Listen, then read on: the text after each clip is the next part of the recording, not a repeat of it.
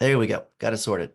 Hello all. Welcome to the February meeting of the IT Management Modernization Community of Interest. I'm Daniel York. I'm with the GSA Office of Government-Wide Policy, and my industry chair is right to my left, right to my right. This is your cue. Hi, I'm Mia Jordan. Ooh, I know. Great. So we have some very exciting speakers today. This event is being recorded and will be posted to the ACT-IAC site afterwards. A quick lead up into who we are. So we have ourselves. These are the leadership group of the ACT-IAC ITMM leadership. My Dan York in words not working. So there you go. Our leadership team is here on the call as well. We have a slide for that, Dan, that we can show. It's not visible. No longer sharing. I think when I hit record, it killed the share. There you go. There we go. All right. This is who we are. This is our government and industry membership, and then our executive advisors. Back to you, Dan. Great. Quick overview of our COI. I'm not reading through all these bullets because I definitely want to save time for our speakers. But if you're wondering what we do, it's up on the slide now. And I think with that, we get to jump right in. Yes. So let me welcome you again. I'm Mia Jordan. I'm the industry chair for the IT Management and Modernization COI. And I am here today as the facilitator on a topic that I think many of us know and are aware of. But today we're going to be talking about the impact of 508 compliance, what laws it's applicable to, but also kind of the state of federal Section 508 compliance. And our focus, we're going to look at this kind of through two lenses. One is that we're going to have Cassie Winters from OMB talk to us about the law itself and the kind of executive order and actions and direction coming out of OMB specific to 508. And then we have Andrew Nielson from GSA, who will talk to us specifically about the 2023 Section 508 Program Maturity Report, which might be eye-opening. This is intended to be a conversation. Please put any questions that you might have. There you go. Thank you, Dan. You read my mind. You can put any questions you might have in the chat. I'll monitor that as we move throughout today's session. So Cassie, I'm going to start with you. As when we first met and kind of talked about 508, I was like, yeah, it's something I know, but everybody was just kind of like, who cares? So as you shared with me, our federal CIO cares about 508, and talk to us a little bit about the newest memorandums that have come out from OMB policy and really expectations around how industry and government is expected to comply with 508. Sure. And I can also just do a quick intro intro as well. So hi, everyone. My name is Cassie Winters. I am a policy analyst at OMB. I sit within the Office of the Federal Chief Information Officer. And so my portfolio has been mostly focused on digital accessibility and Section 508. And I did just want to flag, we do not get to see the chat function on OMB side. So if there are questions, like I will not be able to see them. So Mia, I'll definitely be turning to you to make sure we're on track there. But yeah, so I think, my boss, Claire Monterana, I mean, I think digital experience, digital accessibility has been one of her like #1 priorities, and wanted to make sure that we updated specific guidance for federal agencies accordingly. And so we started with M2322, which was released last fall. And that mostly focuses on federal websites and digital services. And, we kick off the memo talking about the need for, websites and digital services to comply with Section 508, but obviously Section 508 is really the floor, right? We want agencies to go above and beyond, and where possible, be meeting with, current WCAG standards, and meeting those criteria. And so that was kind of our initial, intro into digital accessibility. And then, so we kind of followed up that memorandum with M2408, which goes beyond websites and digital services, right? So it's all of information and communication technology, and really goes into way more detail on how agencies should be structuring, their internal processes, who is ultimately responsible for digital accessibility in Section 508, which is the CIO, along with the agency-wide Section 508 program manager. And I think, this one in particular, we had not updated like any type of digital accessibility guidance in the last 10 years. So the previous guidance that OMB had released was in 2013. And if anyone has taken a look at it, it is very, very, very high level. It does not go into a lot of specifics. And so I think, we've noticed that there's been some gaps over the years, a lot of questions from agencies around Section 508 implementation, around digital accessibility, and how that should be incorporated into their IT practices. And so this memorandum, M2408, really dives deep into a number of categories, including the, organizational structure and procedures, how agencies should be testing. I think that's something that we've found, folks kind of start with automated testing and then tend to stop there. And, I think really calling out the importance of manual testing and incorporating those types of skill sets into agency Section 508 programs is going to make a huge difference in terms of remediation and delivering a digital accessible experience to the public and also federal employees. We go into, I think one of the biggest things that we saw that was left out, I think, of the 2013 guidance was a focus on federal employees and the workforce and how we are ensuring that federal employees know what to be doing in this space, and how they can meet Section 508 standards and how they can ensure that they are, publishing digital accessible content.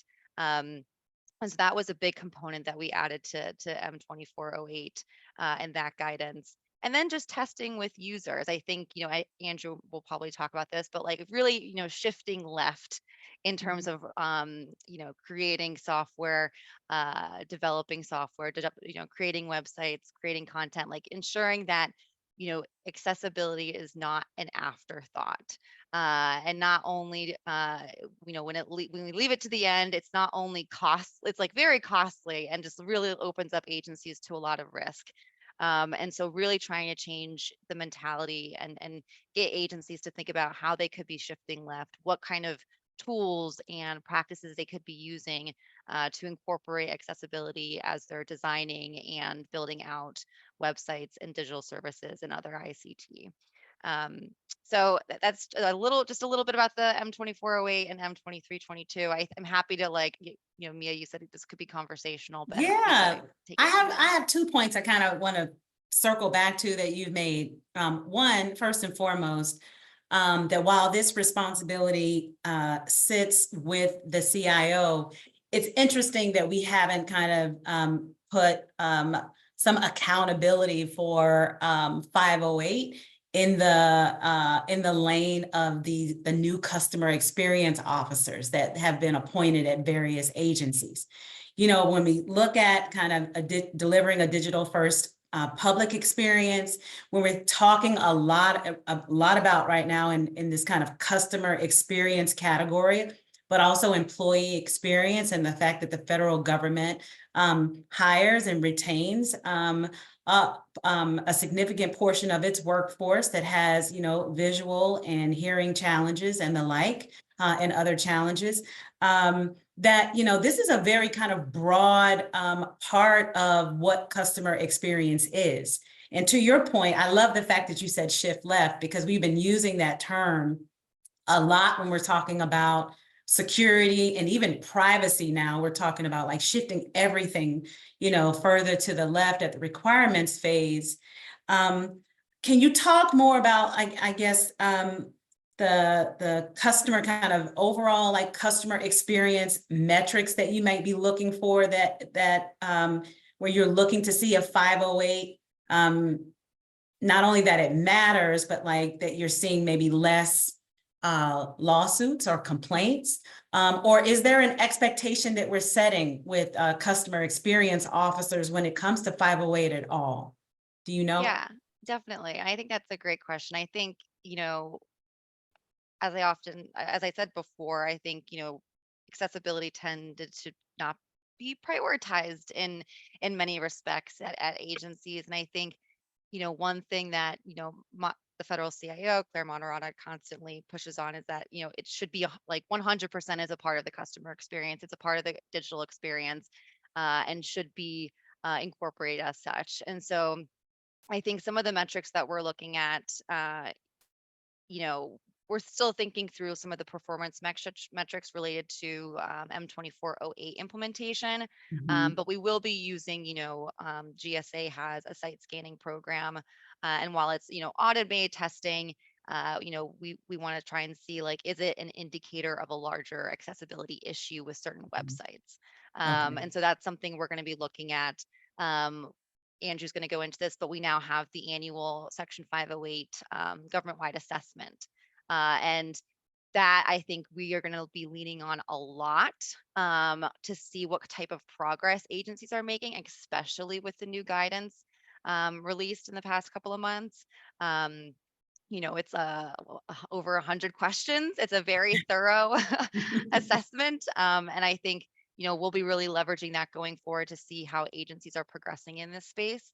In addition to that, there was a number of agency actions from M2408 that OMB is going to be monitoring over the next couple months to make sure, agencies are updating their digital accessibility statements on their websites, making sure that they're taking a really hard look at their internal policies, Mhm. and incorporating Section 508 and digital accessibility into, internal policies like HR and communications. It shouldn't just be one internal directive on Section 508. It should be incorporated holistically throughout the agency's management practices.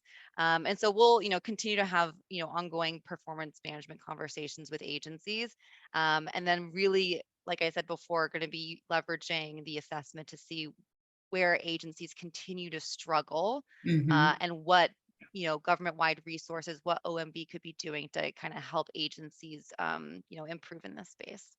Well, the prioritization is key. And so, Andrew, I'm going to open up the floor to you because I would have to, surmise that M2408 and M2322 now probably is that you anticipate maybe seeing how it makes or will be making 508 real. So talk to us a little bit about the report, right? And the findings, right? The general consensus of the report. We can go to the next slide, Dan, and kind of show a kind of a summary of the most recent report in terms of CFO Act agencies. And Andrew, I'll let you take the wheel on explaining kind of what this means to all of us here, because there's a couple of things that jump out for me for sure. You're on mute. Thank you, appreciate it, and thank you, Mia. First, let me apologize. It looks like we didn't get you routed necessarily to the right report. This information here is still great and valuable information.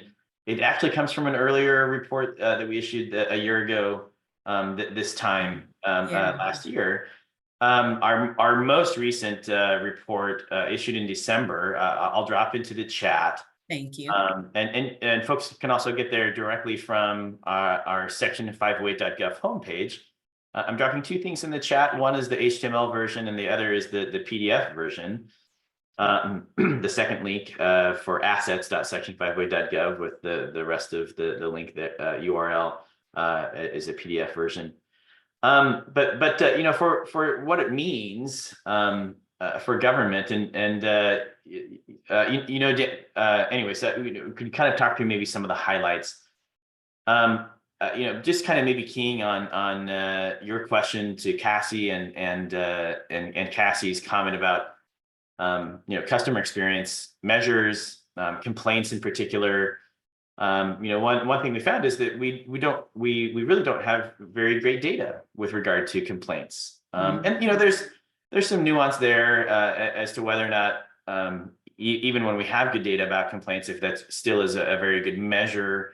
I mean, it is and can be, but it underestimates likely the number of issues that we have. But one of the kind of the technicalities in how the Section 508 legislation is written is that 508 complaints specifically about digital accessibility are managed or handled together with other more general complaints and issues with regard to accommodation and accessibility in general. That's not a bad thing, but one of the things that the memo attempts to remedy is to make it clearer and to encourage agencies and to direct them to more clearly define feedback mechanisms and complaints processes specifically for digital accessibility issues. And that will help us get better data so that and measure that better. So we have a better idea of what that customer experience is and when we really truly have problems. But what this report does for us, I'll also maybe just kind of level setting. Any kind of report like this, there's an impression, and maybe a fear among agencies that we're airing some dirty laundry, and truth is that we have some work to do. And that's full acknowledgement. I'll pause there and state that by some other measures, there's an organization called WebAIM, Web Accessibility in Mind. They call it the WebAIM Million, where they scan literally more than 1 million websites. And use their own automated scanning tools to measure accessibility, and the federal government performs by far better than any other kind of category of website, whether we're talking about religious websites, libraries, although I guess library is part of government, but federal government in particular outperforms again auto industry, others in industry. But with that said, one of our major findings from the data the agencies reported this year is that less than 30% of our most viewed web pages, our most viewed electronic documents, our most viewed videos, multimedia that are posted on our websites, less than 30% fully conform to the section accessibility requirements. I'm sorry, I think we're getting there. We go. Thanks. Another, and that's actually very helpful here with if it's Dan that's sharing screen, that's one of the major findings here. Another is that we have a lot of room to grow in terms of maturing our organizations in terms of the characteristics and practices, policies that we have in place to help implement Section 508. In our report, we devised kind of some indices, conformance and maturity indices, and compared those against each other in kind of a grid of sorts. So on a 5x5 grid, from very low to very high, both for conformance and for maturity, 76% of our agencies fell in the kind of the lower 9 categories. So from very low to only moderate conformance and very low to only moderate maturity. And so again, that just indicates that we have a lot of room to grow. And another point that I'll make is that partnership with industry is just it's so key to what we do in government. To the point about shifting left. Of course, in federal government, we rely very heavily on contract support and partnerships with industry, not just in developing our solutions, whether we're talking about communications content or we're talking about the websites and the systems that we develop, but also with the products that and the solutions that are part of the development of those products. And we can't do that without industry. It's just such a key part of what we do. And so back to the memo, OMB tasked our organization, GSA, to explore a method, a solution, a mechanism to better facilitate procurement of accessible products and services. as well as exploring ways that we can provide accessibility as a service, so that we can better So- leverage the good practices and make those more useful to agencies across the So board. Andrew, on that note, I think we have a really good question from Barry in our audience. First and foremost, Barry is saying 508 is kind of complicated to follow, and I can. It wasn't that long ago that I was in government that I remember having to put Section 508 clauses in my contracts. That was standard. It became, very much a part of like how we, issued our contracts. The problem that Barry points out is very familiar to me in that, in many cases, the policy tried to boil the ocean, but the voluminous contract articles to support 508 were such that in many cases, when vendors would, either a system integrator or a product company would even attempt to comply, it drove cost and time through the roof. Barry is pointing out here, he's saying that there are no standard guidelines, checklists, and tools. I want you to talk to that because you all corrected me in our initial meeting about where that resource is that can be accessed by this audience here, which I think is section508.gov, correct? That's the website that you go to find those things. That is correct. Available on section508.gov/create. Okay. Yes, go straight to section508.gov. And we do have a section with a lot of tips and tricks and guidance and checklists, depending on the medium you're using, the type of digital content you're creating. So for documents and for presentations.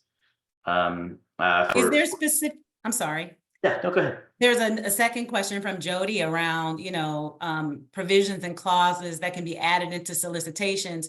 We were instructed at the time, to put the whole thing into a contract or a solicitation and not to kind of pick it apart. Do you have any kind of recommendations or thoughts around like, and I'm going to assume that this is for some kind of software development contract, Jody, that you're speaking to. Can you, I guess, quickly give us any answers to that particular question? And then we have another one in the chat too. Yeah.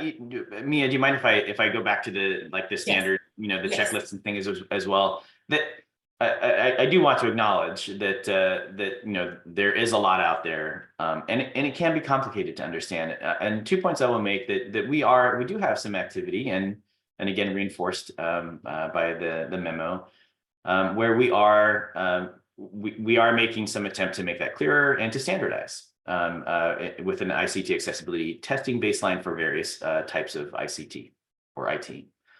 And so there is more to come. While we do also have some very useful checklists and guidance on section508.gov. To the requirements, in the FAR, the Federal Acquisition Regulation, it does ingest the Section 508 technical standards from another portion of the Code of Federal Regulations. And so they are closely aligned, at least as of a couple of years ago when the FAR was updated to incorporate that, the latest version of the Section 508 standards. In neither of those do they stipulate specifically what language you should put in your solicitation, but the FAR does emphasize that agencies should identify and include accessibility requirements as part of their requirements generation. On section508.gov,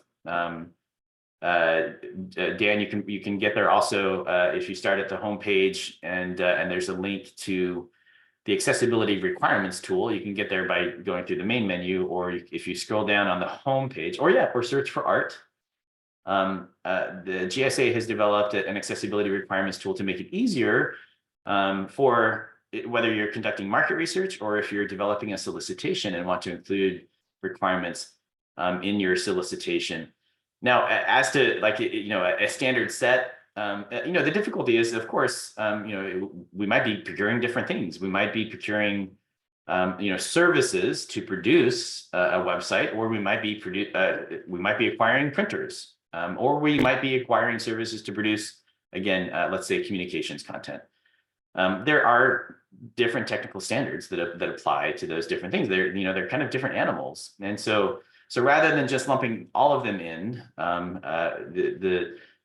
the thinking is the rationale is to specify which of the technical standards really apply, and require only those. I love that, to be honest with you, because again, rather than just throwing all the 508 language into a contract, this tool here is definitely intended to help you narrow the scope of what actually belongs in your contract per the scope, rather than, boiling the ocean. And again, to my original point, which was, having a vendor come back and say, well, if I comply with everything you have, then let me go back and, assess my risk and my price, right?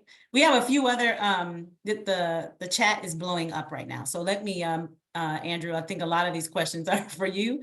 I think they're asking about why does 508 not specify which WCAG version should be complied with, especially with 2.2 now out. Do you want to speak to that really quickly? Yes, happy to. Again, there's international standard, the Web Content Accessibility Guidelines. That's what WCAG refers to.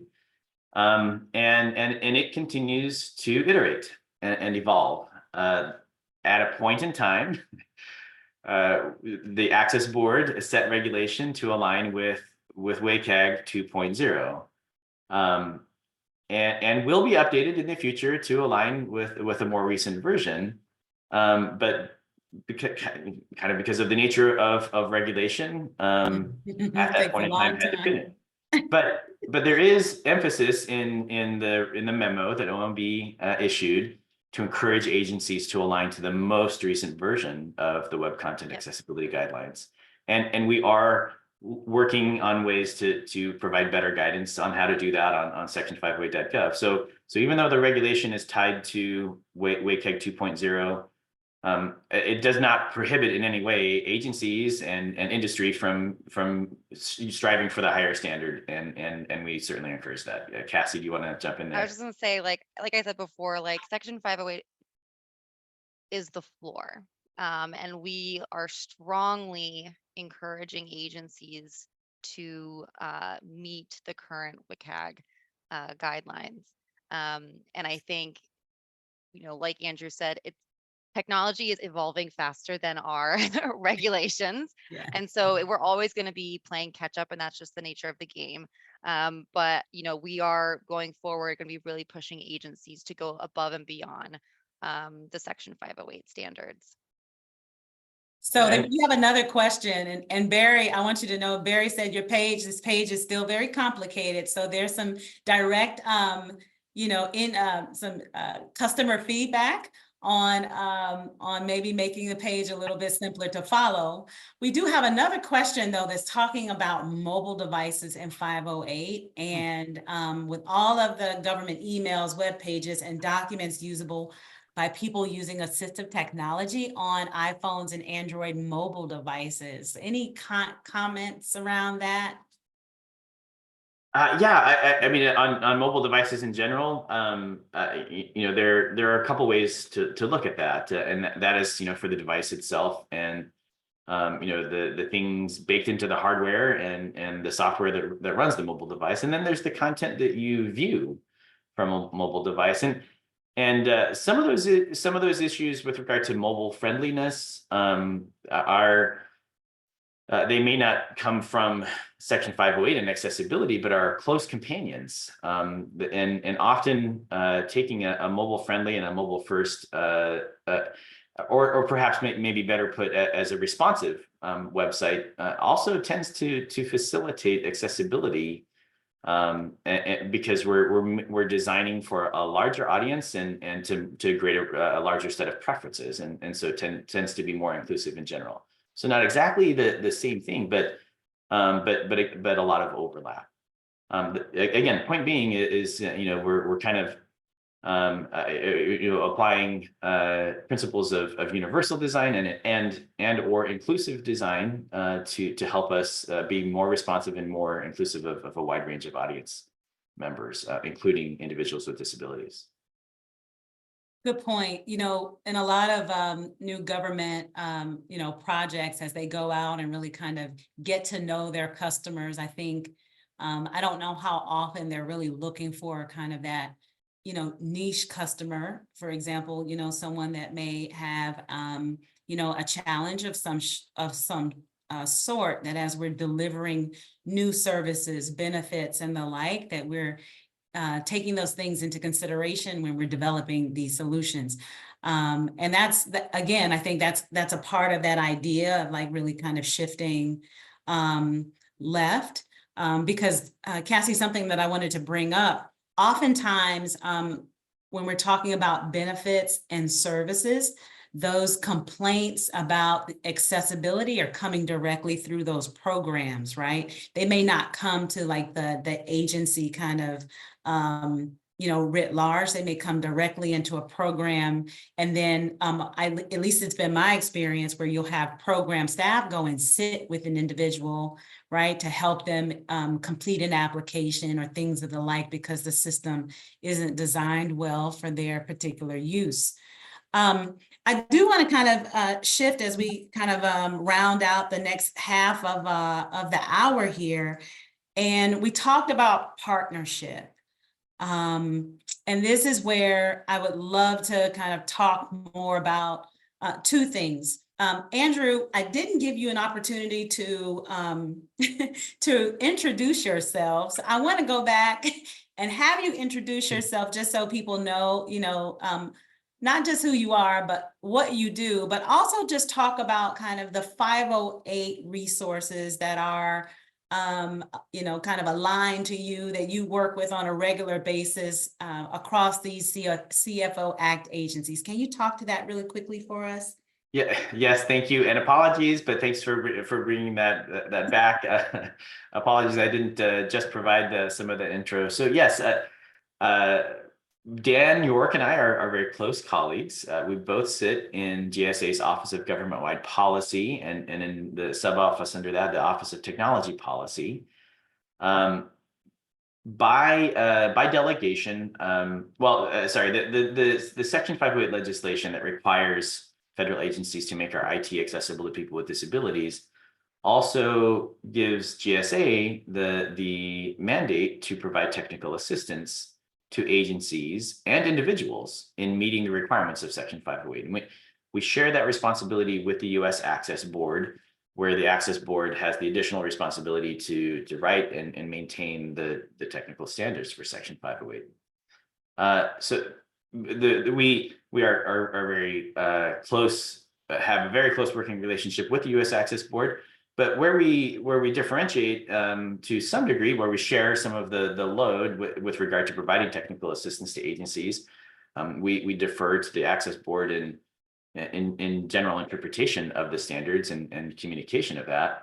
Where GSA, we provide more implementation guidance, and we do that via our section 508.gov website. There's some history behind section 508.gov. It is very focused primarily on our federal audience, but I do sometimes have an inkling to engage in conversation about making that more can we change from section 508.gov to IT accessibility or something. But the point being that it's a lot of useful information for more than just your federal employees or federal audience, that there are a lot of great tips and tricks. There's a lot of great guidance, training. Dan, if you were to kind of scroll up and maybe browse through the training tools and events, there's additional content there. So there's training on or there's guidance on content creation. We also have some on-demand training courses you can take at any point in time. There's some video snippets. We have content all over on section 508.gov, from guidance to section 508 programs and how to manage a program, a technology accessibility playbook for integrating accessibility considerations throughout your technology lifecycle for executives, all the way to and through and including guidance for developers and again your content creators. So even though our focus is, we're focused on helping agencies, we're focused also on helping individuals just make their things more accessible. So there's a lot of great guidance on there, much more broadly applicable not only to federal employees and agencies. Andrew, help me find the people of 508.gov, like the blog post that GSA just put out. Oh yeah, that's actually on gsa.gov on their blog post. You recall the date of it? I'm having trouble finding it. Let me see.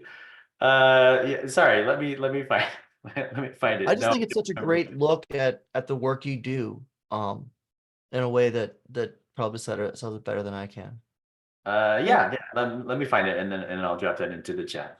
We have a comment from Kevin. Kevin says the procuring accessible ICT training is good. They require their folks involved in acquisitions to take the course and provide proof of completion. I was going to kind of segue into, we talked about scanning websites, right? What we don't necessarily talk a lot about are the other types of content that fall under the 508 umbrella, like PDFs.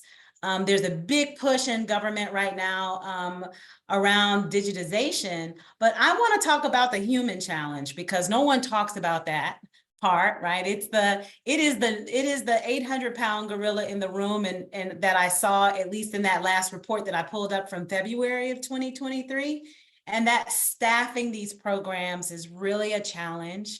The prioritization of the people who would help to run a 508 program, or even hiring very specific skill sets to support IT organizations and the like, don't always kind of bubble to the top of the list. And I think Cassie, myself, you and Andrew talked about with OMB's push, with the administration's push around 508, that the expectation has been set that, hey, these resources are critical resources and necessary, not just from a compliance perspective, but quite frankly, from a serving the public perspective. I guess, would you all say, would you all like to speak to that? And then Dan, I'll let you go back to the link that was just put in the chat. This people problem.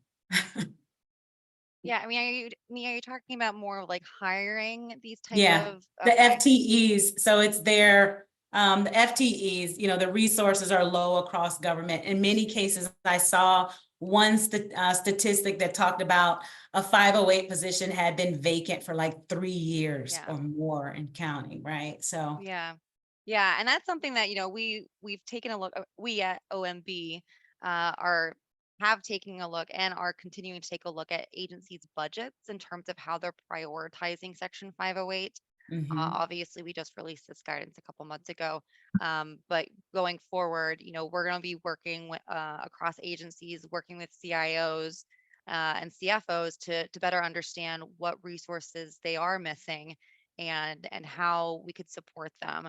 I do want to put a plug in. I mean, obviously, this is more of like a vendor audience, but we do have the Technology Modernization Fund, which is going to be focusing on improving accessibility of all different types of content, where agencies can apply for those funds to use as like a startup almost if they don't have current funds budgeted for this. So that is something we're looking at.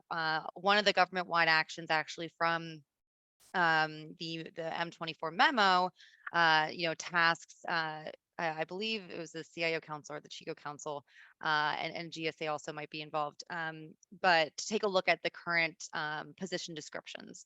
Right now, a lot of agencies don't really know where to start as they're staffing, Section 508 programs. Mia, like you said, like what subject matter experts should they be hiring? What type of accessibility testers should they be bringing in? And so that agency action is due at the end of the year, but the CIO Council and the CHICO Council will be working kind of to create those templates, to create those draft position descriptions to help agencies get a better sense of the type of positions and skills they'll need to staff these programs. Good point. Kevin acknowledges that he filled a a 5:08 PM slot that was vacant for about 3 years for an office of an agency that was over 15,000 people. So clearly, like, this is a big deal. I remember it as clear as day. And so we have one more question, Andrew and Cassie. Is there any talk of a federally approved certification program? And so do you mean, Barry, certification, like official 508 certification program? Yes, okay. Yeah, so yes, that's a great question. Again, in the OMB memo, that memo directs GSA, Access Board, and OPM to explore existing certifications and curricula, and to provide a recommendation back to OMB on a potential path or a recommendation for a Section 508 related certifications, whether for PM or for staff. Going back to just the previous comment and response from Cassie. Of course, we want to encourage agencies to ensure that their Section 508 program managers, have the training and the skills, and to equip them with the knowledge they need to be able to effectively implement. Part of our findings show that it is about prioritizing, also resources to implement.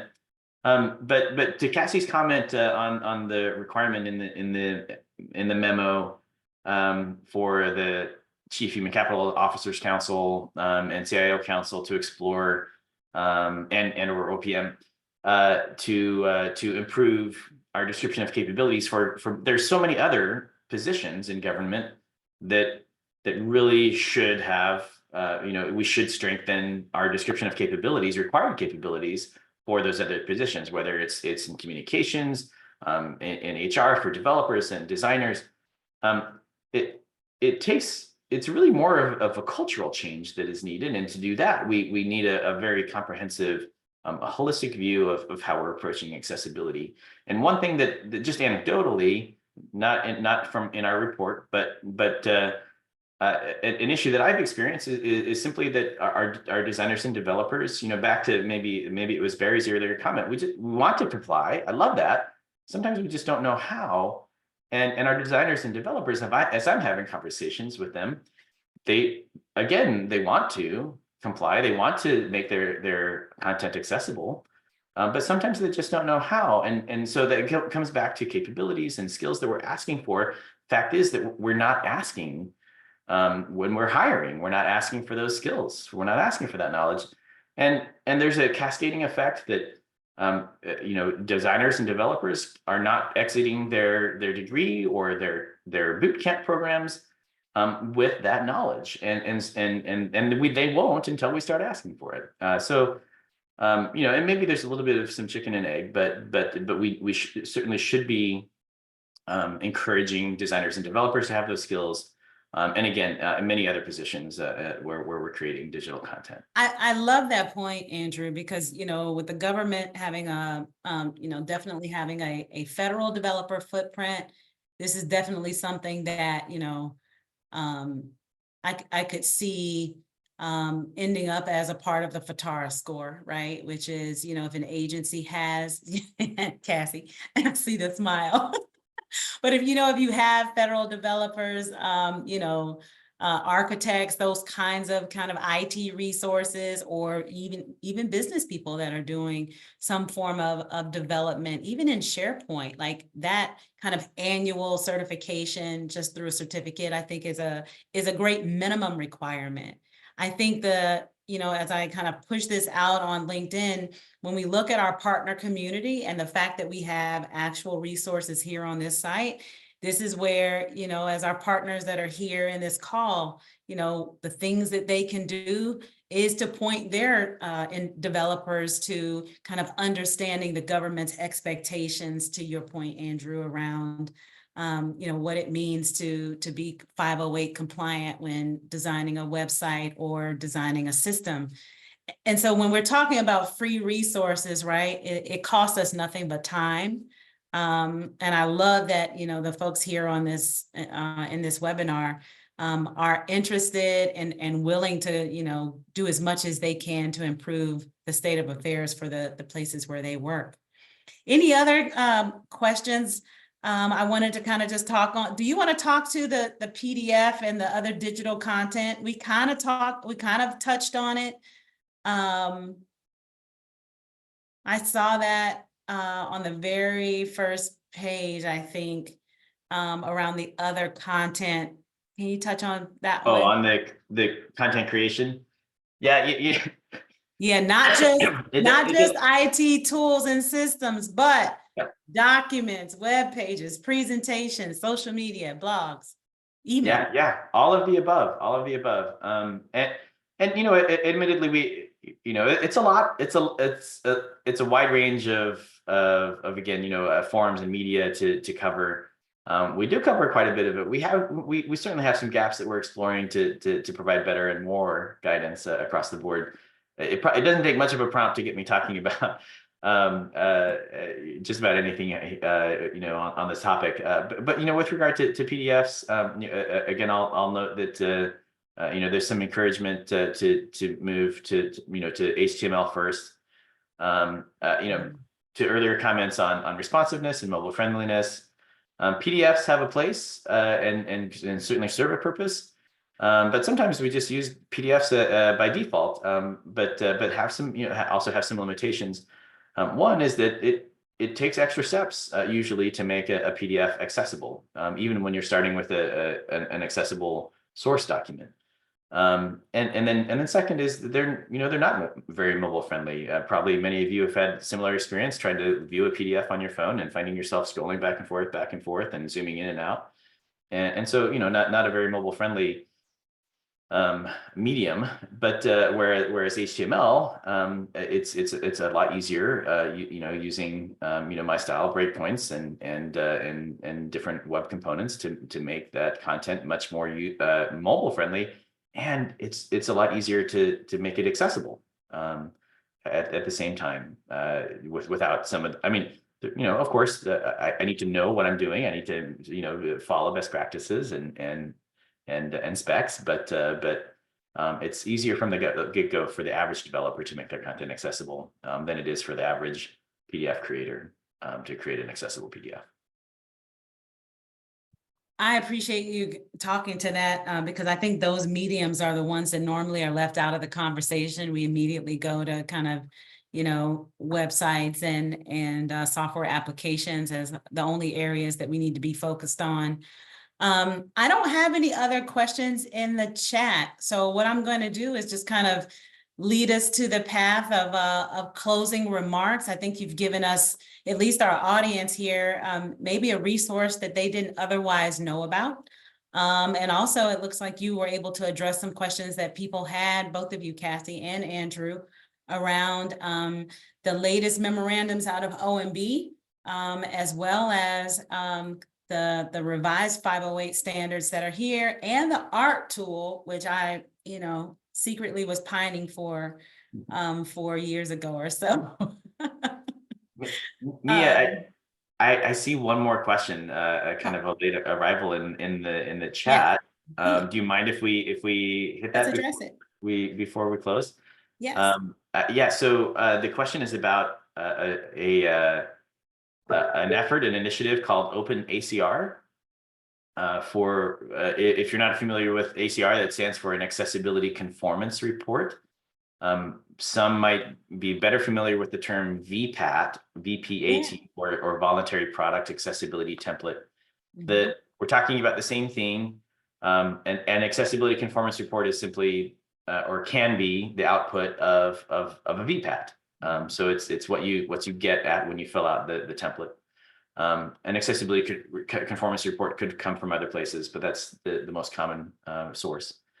But OpenACR refers to a machine readable data schema for the data inside of an accessibility conformance report. The VPAT is it's basically a Word template without any forms, and so there's no structure for the data inside of that Word, typically an MS Word document or a PDF document. And so OpenACR is an effort to make that data more attainable. So OpenACR simply provides a data schema for us to organize that data, but then gives us the ability to more easily share that data outside of a Word document or a PDF. So the idea being that that we could share that information and make that more easily make that information available right next to product descriptions and product specifications when you're making purchasing decisions or perusing. So there's a broader initiative in addition to just the data schema. We have a product called the OpenACR editor. As an alternative to using the Microsoft Word document template, you can use OpenACR editor to create your accessibility conformance report directly in the machine readable data format. Additionally, GSA is building an ACR, a centralized accessibility conformance report repository, relying on that machine readable data schema as the backbone. So as the method to share that information or to list it on, or in the repository or index. Along with the repository itself, we're building an accessibility or an application programming interface so again, to make that data for those vendors who choose to list their ACR in the repository, to make that information much more attainable, whether it's among federal marketplaces or potentially even if you were to go to Best Buy or Amazon and again peruse products, that those marketplaces via API could also just pull in accessibility conformance report information. Imagine that. Next to them. A data exchange. So the status for all of those efforts, the OpenACR data schema exists. It's open source on GitHub.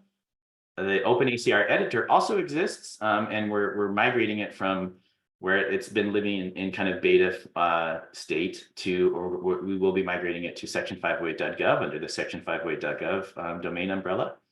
And the ACR repository also in development, and we will have a minimum viable product before the end of the fiscal year.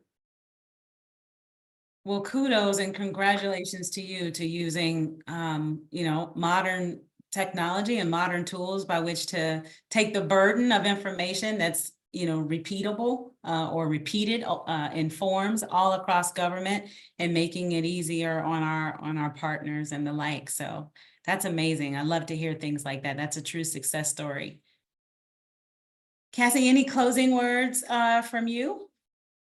No, I mean, I think this is a great conversation. And I'm glad, Mia, that you invited Andrew and I to participate. But yeah, looking forward to working closely with the vendor community to really improve Section 508 and digital accessibility across government, because obviously we can't do it alone. We have definitely rely heavily on our vendors. So, well, thank you so much. You've gotten thanks from the audience here, and Barry definitely has expressed his appreciation for the work you do and the transparency that you brought to this webinar. So what we're going to do is close out and thank everyone for their attendance today and give you back 6 minutes of your lunchtime, if it's your lunchtime, or the 6 minutes in your day, 5 minutes now in your day to do whatever you like. Thank you, and we'll see you next time. See you next time. Thank you all. thank you. Bye-bye.